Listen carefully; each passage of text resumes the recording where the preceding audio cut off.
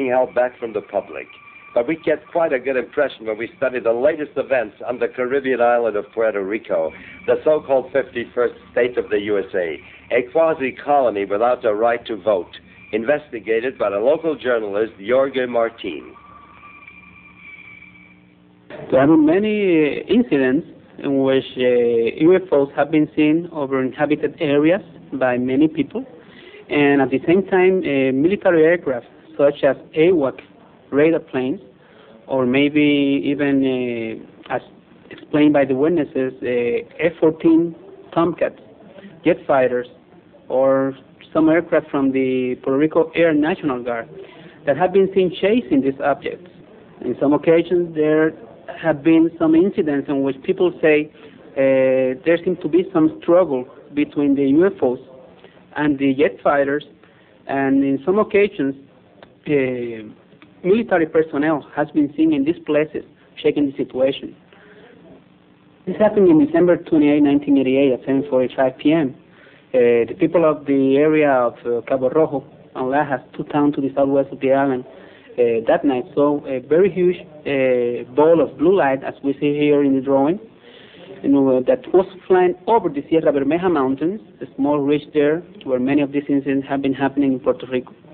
And then this ball of light changed, and it changed to another color, to a huge ball of yellowish light, and the witnesses all could see that this was part of a triangular craft, very big in size, and this yellow light was underneath the object. It was almost semicircular, something like a bulge or a ball of yellow light, very bright, and the two jet fighters were trying to intercept it, and in three different occasions made it veer away and change its trajectory, its direction. In the third occasion, the object stopped in midair. One of the jet fighters seemed to, as if it was going to collide with the object by back of it, and the people began screaming because they believed there was going to be a collision and an explosion and something terrible might happen. But what happened was that the jet fighter just disappeared, vanished in midair, next to the UFO. The other jet fighter kept flying next to it by the right side of it, and then all of a sudden it also disappeared. It vanished. The UFO then came back again, turned around, flew over an area known there as the Saman Lake. It's a small pond surrounded by many palm trees, and over these palm trees, I would say about an altitude of 100 feet from the palm trees, it divided itself, this huge triangular object, into two different objects. It split with a luminous explosion, a soundless explosion of very bright light. And both parts of the craft, one flew very fast to the north and one flew very fast to the east and disappeared. There were other witnesses that say that there was a third jet fighter that was checking on the situation from a distance. But when that pilot of that third jet fighter saw what happened, apparently he tried to flee the area, and three small balls of red light came out from the UFO and began chasing it, and they disappeared to the north. They don't know what happened to this third jet fighter.